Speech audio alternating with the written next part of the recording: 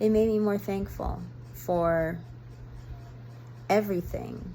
Because when you travel outside of the United States, you realize how much people take for granted. And it's not good. I mean, it is good that people can have access to certain things, but it's to the point where they don't even recognize the blessings that are all around, you know. I know that things are different, though, in the United States than they used to be. So the blessings that I'm talking about, a lot of those things are being challenged right now. A lot of people are losing those blessings.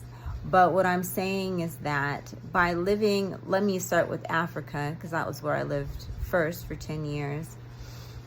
Things like hot water, things like people picking up your trash, things like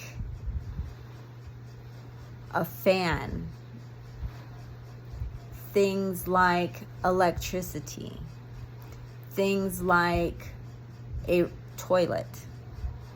These are things that every time I use toilet paper, toilet tissue, every time I have access to these things, I feel very blessed. It might sound really crazy because, you know, these are things that in America people think that everyone should just have. But the thing is, I mean, you know, the technology is here, so yes, it's good for everyone to have it, but it's very common for people to not have these things. And like when we first moved to Africa, I remember that we didn't have a telephone line. We had to pay for a telephone pole to be put up, and this is before cell phones were really big. So to get our computer hooked up, we had to get the telephone line. So we had to pay to have a telephone pole put up because we were like in a rural area in order to have the telephone line, to use the computer. And that was a very big deal. You know, when we first got there, we didn't have a hot water heater.